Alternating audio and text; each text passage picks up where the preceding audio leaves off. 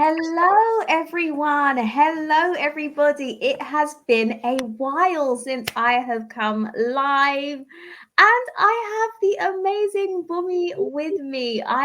We have so much to tell you, so much. So welcome to the first episode of Aerospace Chronicles with Bummi and Katrina. Before I get into the meat of why we're here, Bummi, can I just introduce you, the wonderful Bummi Durawoju, who is our international growth and strategy lead. So yes, the wonderful Bummi. Welcome, welcome, welcome. Thank you so much. It's so funny. Everything about what we do is almost a first. Now, the amount of time, literally, the amount of times I've been on stage and keynotes and what have you, it's actually my first LinkedIn Live. Can you imagine that? Wow.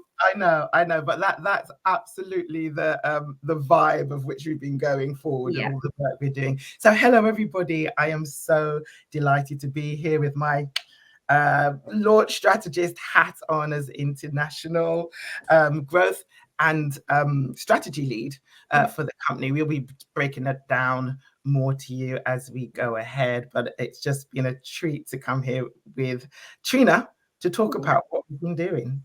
Absolutely. So I guess let's talk about how we've arrived here. Let's talk about how we've arrived here, because I think the last time I would have shown up would have been just me. I think so much has happened. So many of you may know I've taken on a role of CEO of Oxlabs, which I'm so excited about. That takes up pretty much of my life. Being in a seed funding round, it's literally my top priority at the moment. And so many of you may have seen much of that taking place on my feed. But I kind of wanted to remind you guys that the Launch Strategist is still very much here. We have a team, we're growing. I have like Bummi has become my right-hand person. I don't see clients unless Bummi is there. Like I don't do anything unless Bummi is there. Bummi can go and see clients without me, but I don't go and see clients without Bummi. So you know, it's been wonderful to have you on this journey with me, Bummi, so that I can go into that role and fully, be immersed in that role without the Launch Strategist falling by the wayside, because I'm still as passionate about the vision as ever when I started this business. But things change, and it's been beautiful because although I've had my focus in other things, the business is just growing and thriving. And, we've been working together, I can't believe, for about a year. And this is the first time we're coming live, so this might be the first time everyone is privy to this, but it's more than due season for us to be doing this. And like I said, I just wanted everyone to know that the Launch Strategist is still very much here. Our vision remains. We have a fantastic team. We're making significant inroads in the aerospace sector, and just incredibly proud of the work that we're doing. So shall we tell them about the vision for Aerospace Chronicles, for me, and what everyone can expect? I think so. And also sort of wheeling back a bit in a tiny little sort of potted history in the fact that I've known you for a good long while and seen this. Oh my gosh, decades. Since I was a child, literally. Guys, I might be Auntie B still. There's a good moment that Auntie B has continued and nothing has changed. and this wonderful sort of potted history of the work that you've been doing within the branding and marketing and corporate and such. And I think actually you've helped me in various other business ventures that I've done. And I've come to you to say, Trina, how do I get some more eyes on this and what have you? And then when I moved off from Microsoft, I believe we did the right thing and went to brunch. Yes, absolutely. And we just sort of talked about what area would I like to still double down on being independent, an area that I felt that I really wanted to sort of take by the scruff of the neck and really learn more about and get involved in. And I just happened to mention at this branch, aerospace and space. And you were like, no way. Is now focusing on this area. You had started for a while, and as they say, the rest is history after in that, with the expertise that you bring into it, which is just phenomenal, and then plus the history that I've had from international strategic partnerships, actually doing a few little aerospace and space projects while being at the big MS, Uncle MS. And which is around sort of debris retrieval, and all of that just opened this massive world to me. So then the fact that we had this coming together of direction was just meant to be. And from that, our journey has continued. We have been inseparable. The amount of road trips we have done, which we will get into. Where have we been, Bummi? We've been to Gloucester. We're often in Wolverhampton, the Midlands. We Derby, have Derby. Oh my gosh, we have put some mileage in, but it has been wonderful. And I'll say this, I think life is beautiful in the sense that we've known each other for 3 decades. I have long admired you, long admired your corporate journey, long admired what you have achieved. And so for you to be at that place where you were transitioning, and just at the point where I was like, I don't want to do this by myself. Actually, I don't have the capacity. And to have that moment of synergy just over brunch was just amazing. Like, you can't make this stuff up. So to like have you part of the launch strategy and have you leading this with me, and in many cases and increasingly for the business without me, is just wonderful. You just couldn't have made it up, and so it's beautiful. So I was going to say, I think that piece about not being able to make it up, when people say you sort of like make your destiny and you sort of make your journey, and they say that, and they also say, similar energies come together.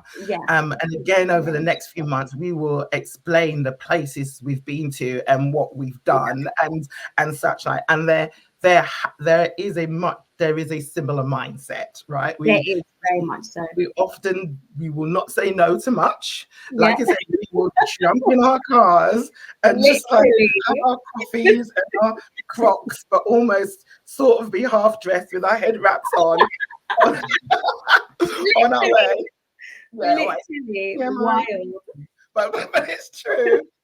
On our way to a conference or a meeting, and go across the country to sort of meet 1 or 2 people in a trading estate somewhere. Now, there's something about having that kind of mindset that actually is meant to be. If I wasn't that kind of person, or if you wasn't that kind of person, it doesn't matter if we are both looking at aerospace, it wouldn't have worked. That can do, let's go. Let's go. Let's see. Yeah, to be honest, the whole vision for the Launch Strategist is wild, in the sense that I essentially woke up one day and was like, I think I'm just going to go into aerospace without a single contact. So I think that kind of energy, and you've been an adventurer, the places you've traveled across the world, just the tapestry of your life, the way you raise your children and your family. We're both adventurers. Like, we could do this. And I think the thing about the aerospace sector, in a culture where everything is very much online, you cannot, if you're really serious about getting into aerospace, you have to be willing to meet people face to face. It's still a very personal contact type of industry, and that's something that we've learned and and have been willing to get stuck into. And it was beautiful because the other day we were at the Midlands Aerospace dinner for the Farnborough Air Show. Which was wonderful. We love the team at the MAA, if any of them are watching. But it was like, wow, like, we know people and people know us now. It's like, people actually know us. Like, we came from nowhere and people know us and we know people, and you can't fabricate that. You can't speed it up. You have to do the work. You have to be in the trenches. And I think that, the fact that we share those same values, and for me, that's more, I mean, you're stellar in every sense of the word, academically, professionally, But I think what really makes this work is the shared values. And what is important as the Launch Strategist grows is that the values that I started the business with, they're continued, whether I'm in a meeting, whether I'm involved in a project or not. Those core fundamental values are there, and you have those. So it's been wonderful. So what have you been up to then? What have we been up to? What have we been up to? Thank you, Derbian. Glad you're loving the sisterhood. We definitely are sisters here at the Launch Strategist. Thank you, thank you, thank you. So what have we been up to? In fact, before we get into what we've been up to, shall we give a bit of context of what people can expect from Aerospace Chronicles and why we're kind of doing it? So for me, I think this space is a touch point. Like I said, I'm off doing other things, but for me, this aerospace sector is still very much important. The vision for the launch strategy is very much important. And so once a month, we're going to come on, and it will be a touch point for us to tell you what's been happening, our thoughts on the aerospace sector, to connect with people in the aerospace sector. Yes, 100%. But also what we realize is that most people don't know how phenomenal the aerospace sector is. We don't come from aerospace. And, you know, most people I know, I didn't know anyone in aerospace. I have a pretty large connection of business contacts, but no one was in aerospace. No one knew about space. No one knew what was happening. And I just think it's such a phenomenal industry. More people need to know about it. They have a skill shortage. For me, as far as I'm concerned, there's a visibility issue. All the great work that they do just doesn't get the visibility it deserves. So there's multiple reasons why, and also to tell you about the work that we're doing at the Launch Strategist and how you, if you are an aerospace company, can work with us, the benefits of doing that, and also to give you an opportunity once a month to pick our brains on anything we mention. And so that's essentially it. I think it's quite fluid and organic, as you can see.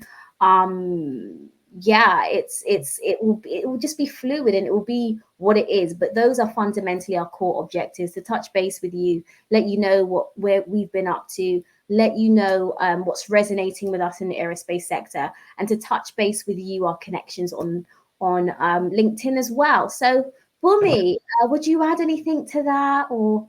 Yeah. I would just say that also, you know, the people who join us here, and, you know, if you listen in, you know, don't be afraid to set us challenges and ask us questions. And we will not be afraid to say we do or don't know. And if we don't know, then there's always going to be a mission to go and find out. There's that piece. And there's a piece that you did touch upon, but I just wanted to highlight that more, that this whole, the everything, the multifaceted elements of the aerospace industry has blown me away.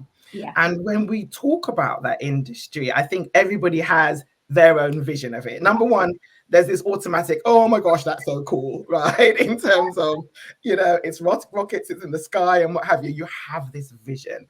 And I must admit, I do love it. I do love a cool name. I do love a cool industry. What have you. But then once you start looking into it and scratching just a tiny part of the surface, you realize you're moving into the manufacturing space. You're realizing, because we're able to get our head around different areas of sort of commercial and industry and partnerships, you realize there's a manufacturing piece. We talk about the business processes piece. As you mentioned, we're talking about the workforce and pipeline building piece. And there was always going to be the favorite, the thing that I'm born with in the blood, the technology overlay. And what is just happening in different facets, areas of the industry, is just too great. So that's kind of where the chronicles come in. As you know, we often go and speak to a client, and we go to speak to the client about ABC, and we end up with D, E, F, and G, and then maybe straight to Z as well. Exactly. Right. And all of them we can have an opinion of, or we can have an advisory perspective or consulting perspective as well. And just the fact that we're able to do that in itself is messaging alone.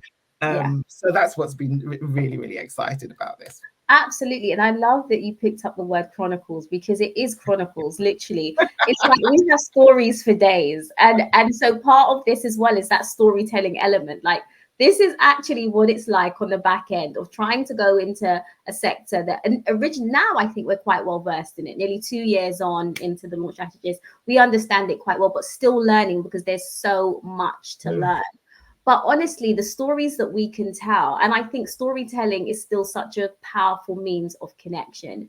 And so we just want to be on here telling you our stories about our chronicles and our journeys and our road trips and the things we're finding out and discovering and doing in this wonderful world of aerospace, and also introducing you to some of the amazing contacts we've made.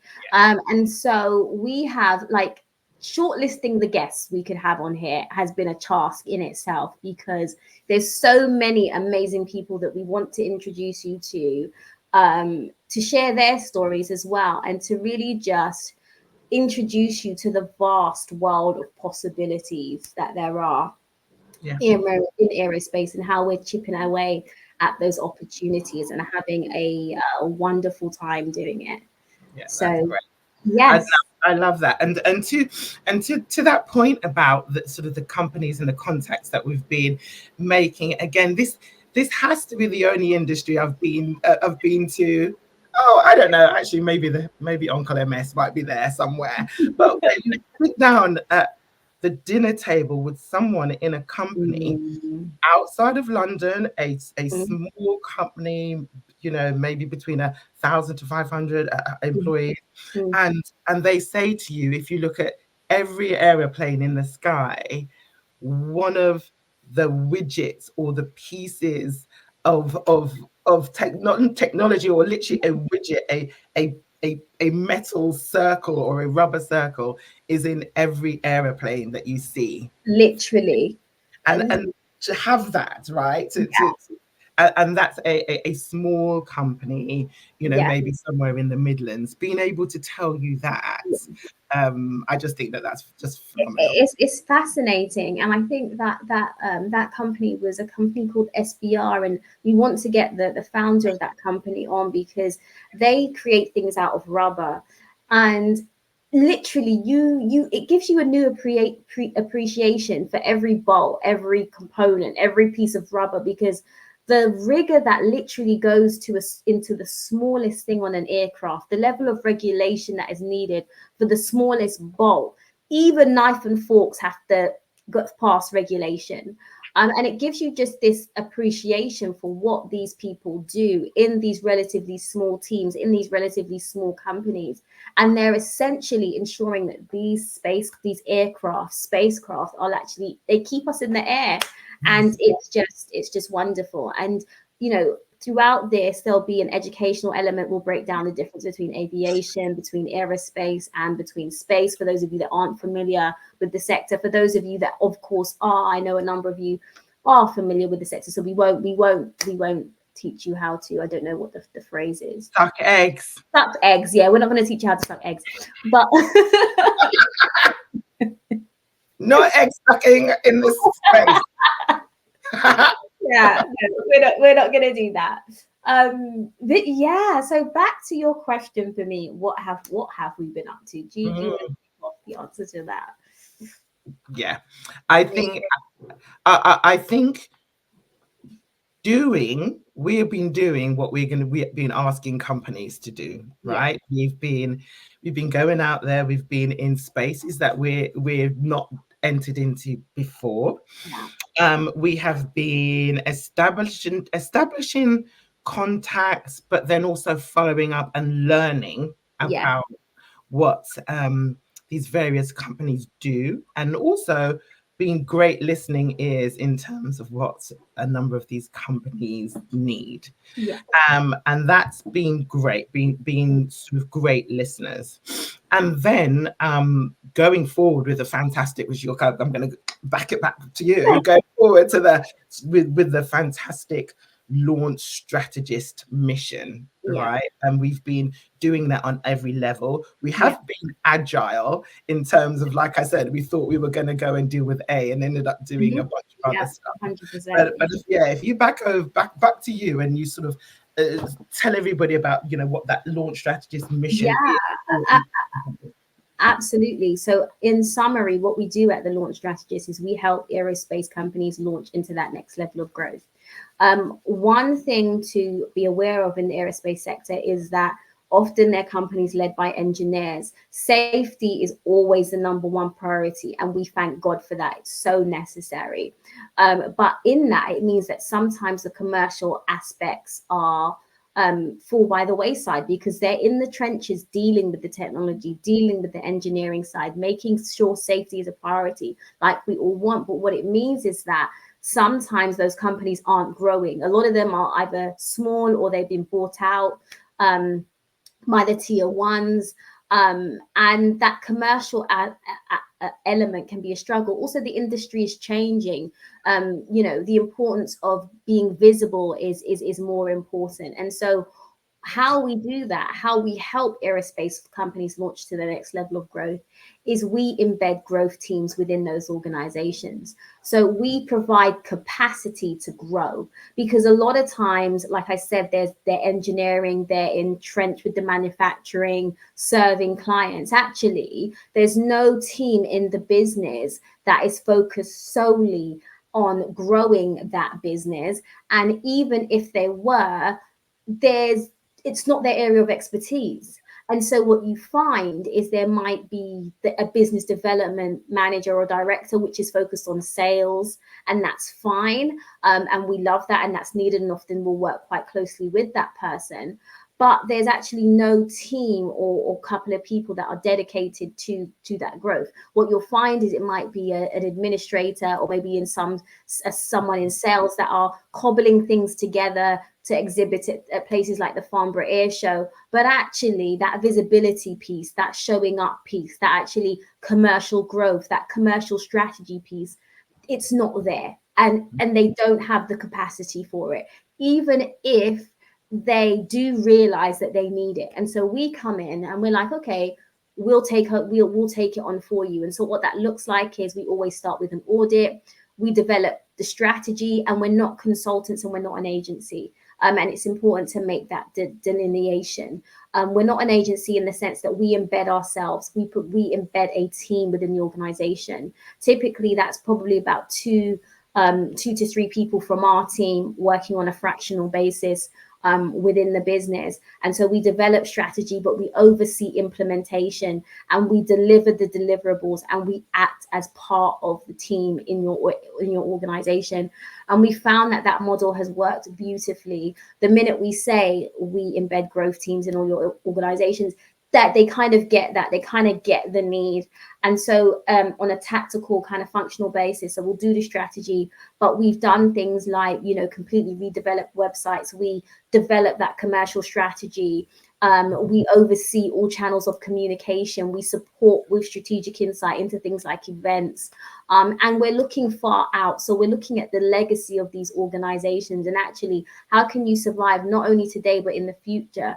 A lot of these companies will say we've been around for 30, 50, 100 years. So you don't need to teach them what to do. They've survived and they've thrived to date. But we're moving into a season that is different to where you've been. And what has enabled these companies to survive for the last 30 years is not going to equip them to thrive and survive in the next 30 years. And so we provide that resource. So yes, essentially, we help aerospace companies launch their next level of growth, and we do that by embedding growth teams in these organizations.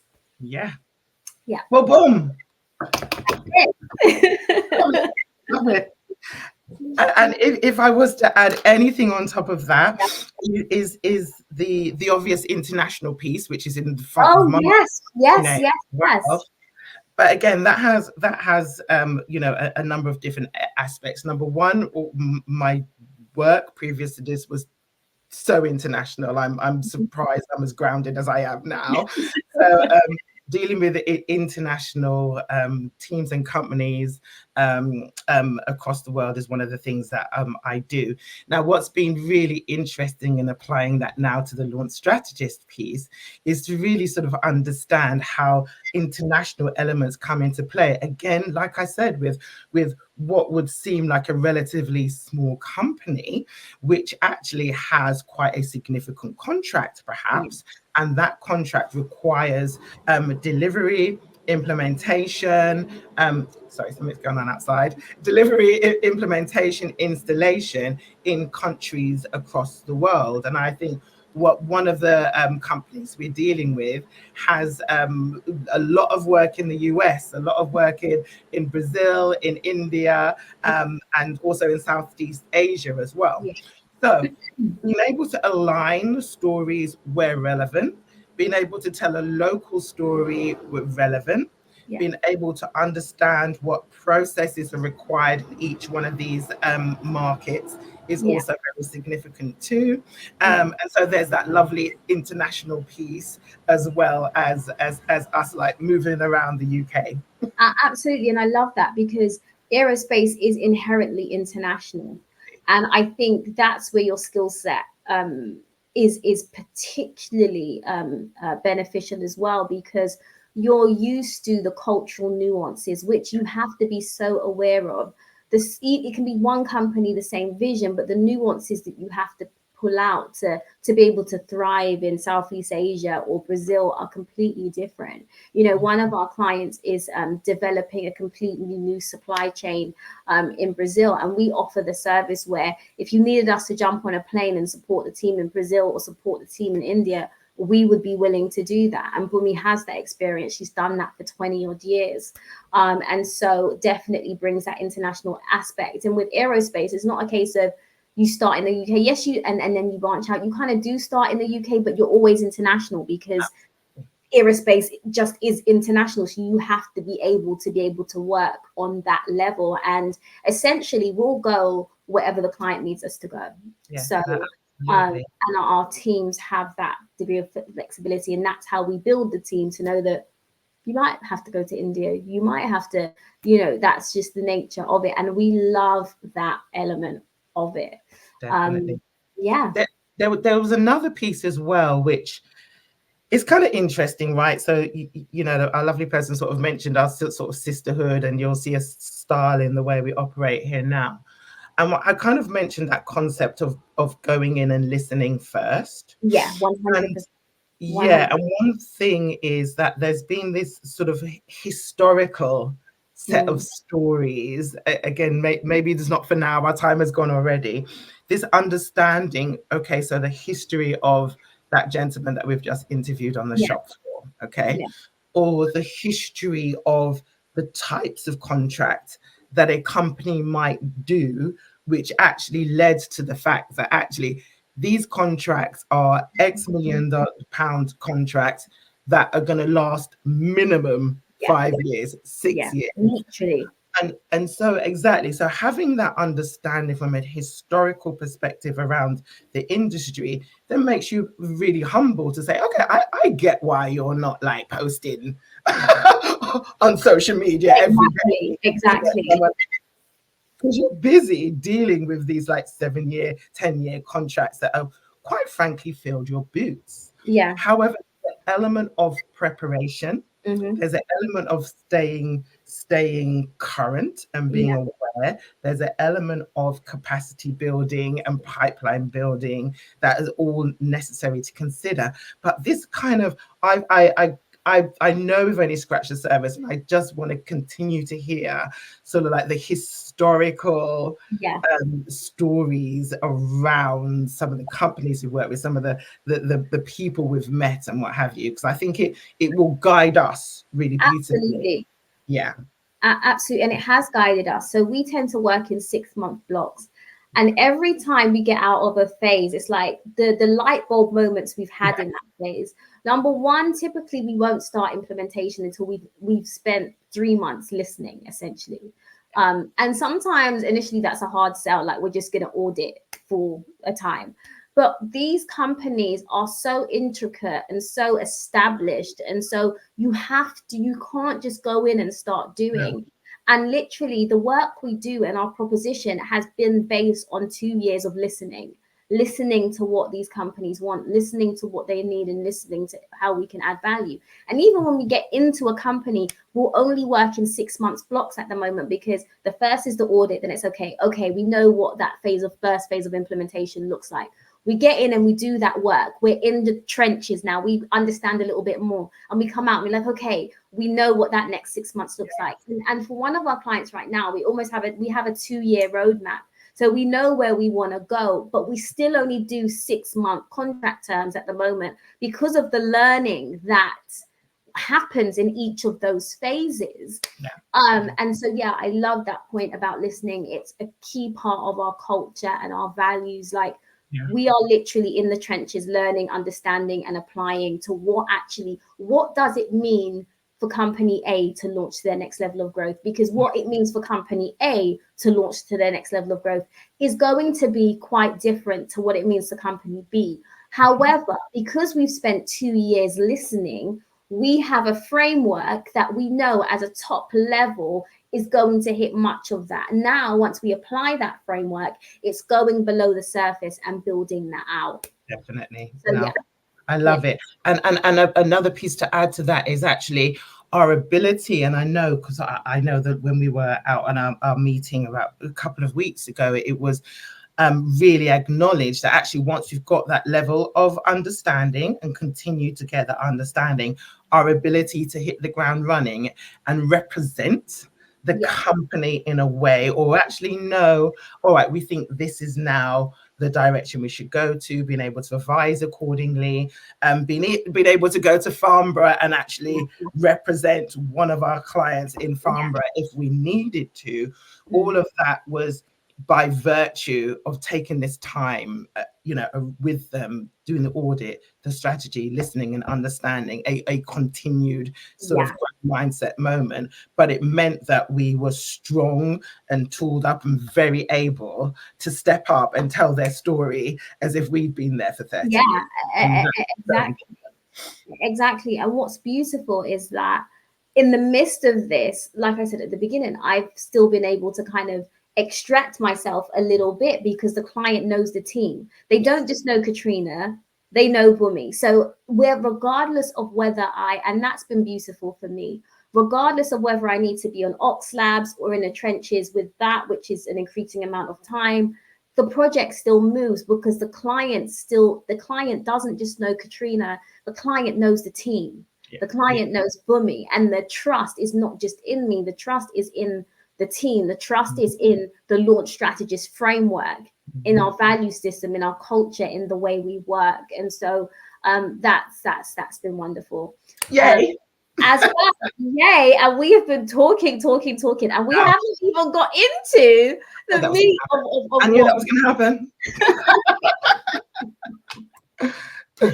We haven't even got into, so before we could literally talk forever, but shall we get into, I guess, the most notable event we've been to recently has been the Farnborough Air Show.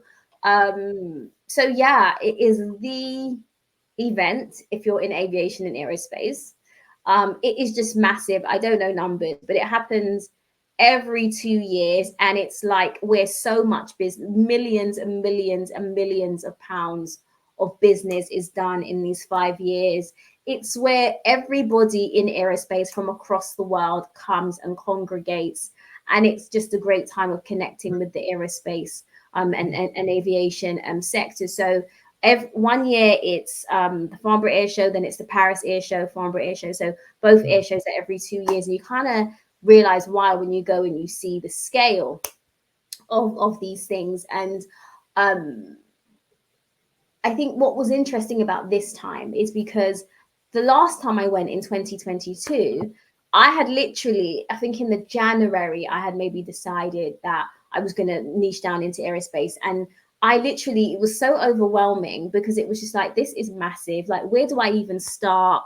Who do I even begin to talk to?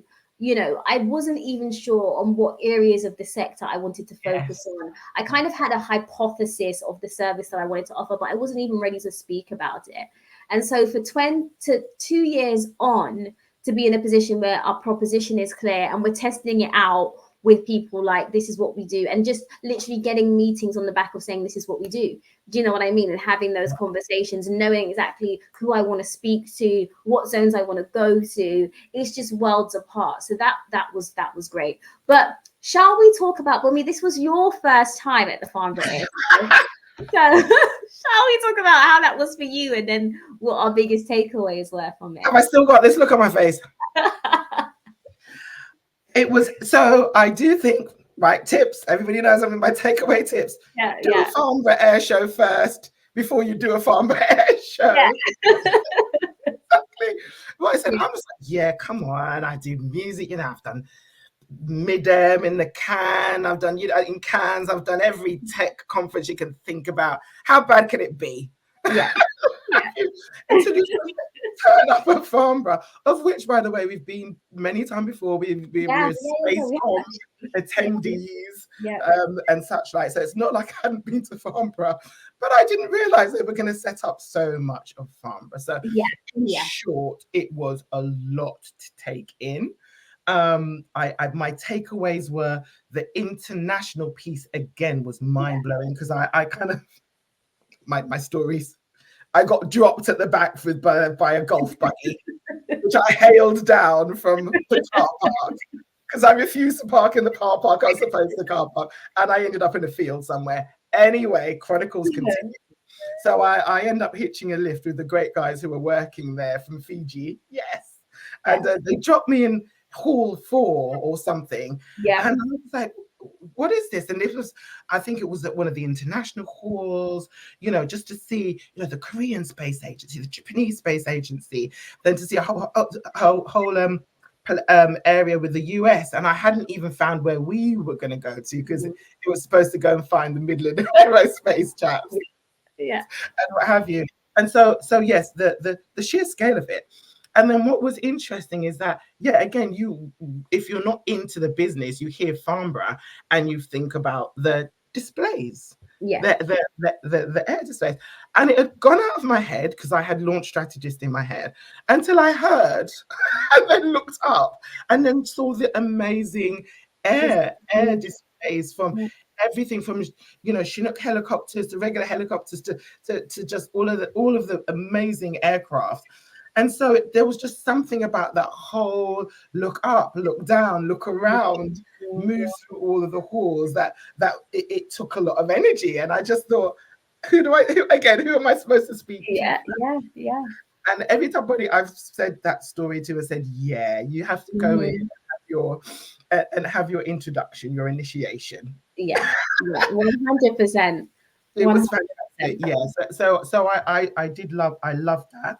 I did think that, and I think you nailed it in the second day. Like, there's so many people to speak to, so much to talk about, that you kind of do need to decide what your strategy is. Yeah, you have to. You have to. Yeah, who are you going to speak to? What are you going to do? I know when we've done things before, like Spacecom, for instance, I've just said, you know, I'm on a learning motion here. I love this talk. I'm going to listen to here. I'm going to get some information there. So you have that strategy. I think with Farnborough, that's really important. But I think it's also important to take in, again, the vibe as well. Of course, you had all the big names there. And we often, we know of the big names, we're around them, but we are very much into every size, right? From SME to our large corporate. So that was great. So yeah, I had the wide-eyed moment. Literally, that was me in 2022, 100%. I think you kind of need a couple of days there. We kind of split it between us, which was nice. So we had some time together, but we had some time where we just explored separately as well on separate days. And how it works is 4 days are trade. So for those that are in the sector, and then 1 day is for the public. And so we were there on the trade days, and like Bummi said, you kind of have to go there with a strategy. You can't possibly you can't talk to everybody. It's impossible. And I think from last year, and and testing out the value proposition over the last 2 years, I kind of knew immediately, okay, these are the types of, this is the DNA of our ideal client. This is what they look like, and kind of had that very strategic approach. And we say this to all our clients: if you're gonna go, you need a strategic approach. And also there's many ways you can get value from Farnborough. So yes, of course, exhibiting. I actually don't think it would be the right show for us to exhibit at. It's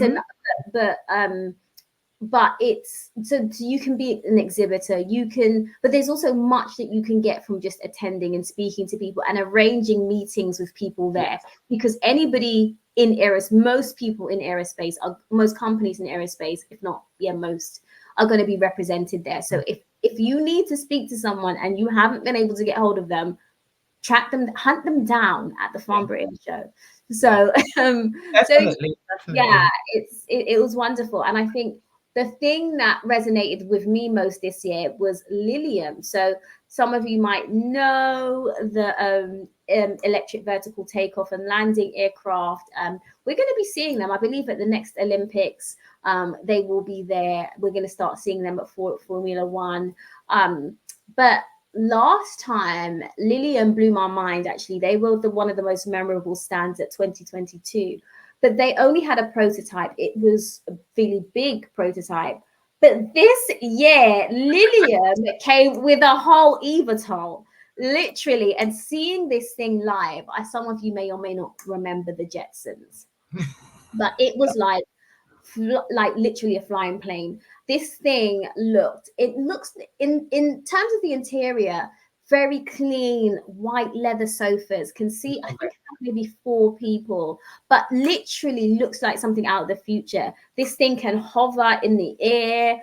It was just if you're someone that's a little bit on the fence and a little bit skeptical about whether eVTOL is really going to be a thing, I don't think we're going to see it as quickly as maybe some people think, but it's going to happen. It's not a matter of if, it's a matter of when. So to see these aircraft actually, not just prototypes, but actually aircraft, electric vertical takeoff and landing aircraft that are going to be in our cities in a not too distant future. Like I said, much regulation to get through. I know people that just think that the regulatory side isn't going to happen, but I think it will, and I think we're going to see small projects. Like I said, at the Olympics, I believe they'll probably be at the next Olympics. At Formula One events, you're going to start seeing them on a very small kind of scale. At first, it will definitely be more of a luxury kind of exclusivity type of thing around it, but they're coming, and to be able to see them live. And I think I didn't actually see this is how big the show is. I actually saw afterwards that there were other eVTOL companies there as well. But the show is so big that you could actually miss whole aircrafts. Like, what other show can you go to where you could accidentally miss a whole aircraft in the middle of the place? Literally. So literally, and I'm like, afterwards, I was like, where were the other ones? Bummi, you even said you didn't see Lilium either. I said to you, how could I miss Lilium? How could I have missed that completely? And true, and interestingly, Lilium's in a really interesting one, because I had heard of them many years ago, when they were in design phase, and there were certain discussions going on, and there was proving the concept. To be honest, it was about the technology overlay and stuff at that moment in time, and sort of people jumping in and just like, what's the commercials? How is it going to happen? It's going to be a minimal type of addressable market, because, like you said, because of the regulations and what have you, which are all things that we're starting to get our head around. But when you told the story, it was like, they've got seats, and this thing is real. People are in there, like, they're about to fly these things. I bet you. And also, I was thinking, the leadership of Lilium, they're just like, if you gave me $1 for every time someone said the Jetsons, right? If you gave me $1, but we just the best we can do right now. So no, it's that's such an exciting space. Absolutely. Yeah, and I think we do keep talking about regulation, and it is going to be super important for that to be in place, and that again is across the industry with all of the stuff that we're taking care of now, right? And to kind of go a little bit on a tangent as well, you know, we've talked about the sort of sustainability and the circular economy with regards to aerospace and space as well. As I said, I started looking at space debris and such like, and then from Spacecom really learning about the different ways people are trying to make sure that we don't have the relevant collisions and what have you. And even I read a fantastic article about almost like a traffic control system required up in space now in order for the satellites and the space vehicles and what have you.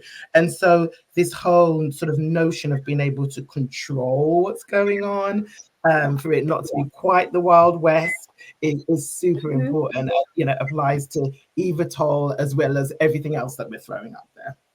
Absolutely, and it's the whole infrastructure around this as well, because although our main focus is aerospace, so that would be component manufacturers and suppliers of the Boeings and those types, the Rolls Royces and those types of companies. Although our sweet spot we found is in that aerospace kind of component manufacturer type area, we've also done some work in aviation. So recently, I worked with Catapult on their future of air mobility accelerator, where I had the opportunity to work with 10 companies launching into aerospace, and it's that whole into aviation, and it's the whole infrastructure around it. We forget what is even required to get an aircraft off the ground, even into production. And that's one of the things we want to shed light on. It's like, I think when I was younger, I thought space was just astronauts, but the amount of careers that are in aviation and aerospace and space, and we're going to break down those three areas. Like I said, most for us our sweet spot at the moment is aerospace, and we absolutely want to get more into space as well. But right now our sweet spot is aerospace. We kind of touch on all of those, straddle all of those kind of areas, and we'll be shedding light on the nuances of those areas. And I think those nuances will come out as we speak to guests as well and get their thoughts on where the industry is and where it's going, and just their thoughts. And probably on the next episode we'll have a guest with us as well. Right. And so yes, is there anything else you want to add before we sign off with me? Oh no, I think we've filled everybody's ears with our little introduction, and obviously there's much more to come. I can't wait to get some of the guests on from early in career to all the way to being in the industry with 40 plus years, and so I do hope a wide range of people listen. 100%. Get an idea of and get some excitement around the area. Absolutely. So we will be back next month around this time. So we'll start promotion on the Launch Strategist page primarily. You can follow us both. So Bummi, do you want to just speak to where people can connect with you, your LinkedIn handle? I think it's at Bummi Durawuju is the LinkedIn handle, but we will share it, and you'll find it. So LinkedIn is my main place to find me. So you'll see what I'm doing. And here you feel free to connect with me, but also please follow the Launch Strategist page, because that's where we'll be posting most of the updates. Like I said, I do other things, primarily Ox Labs. Bummi does other things as well, which we'll talk to you about, because it's this beautiful tapestry of things. But so on our respective pages, yes, you will see Launch Strategist stuff, but you'll see other things as well related to our other endeavors. But the place that you'll find all the Launch Strategist stuff, what we're doing, what we've been up to, is going to be the Launch Strategist page. So stay connected to us. If you have any questions, whether you're watching this live or catching the replay, drop them in the comments. We will get back to them. If anyone has any questions now, feel free to pop them in while we're wrapping up. But we will come back to the chat and the comments, so we won't miss anything. Just join us on this journey. For the Chronicles of aerospace, and and what we're up to. We think it's going to be a good journey, and these episodes will be a worthwhile listen. So thank you, Bummi. Always a pleasure. You know I love hanging out with you. Like, we just have the most fun, and we're just on this incredible journey. And thank you all for listening, those that are watching live and those that will catch the replay. And we will see you again on Aerospace Chronicles of Bummi and Katrina again next month. So look out for the update. Oh, and of course, if what we've said about the work we do resonates and you'd like to speak to us about the work we do, please do message us, direct message either myself or Bummi, and we'll be sure to get back to you and pencil in a chat to talk to you more about the work that we do and how we can potentially help your aerospace company. So thank you for watching, and we will speak to you again soon. Bye-bye. Take care. Bye.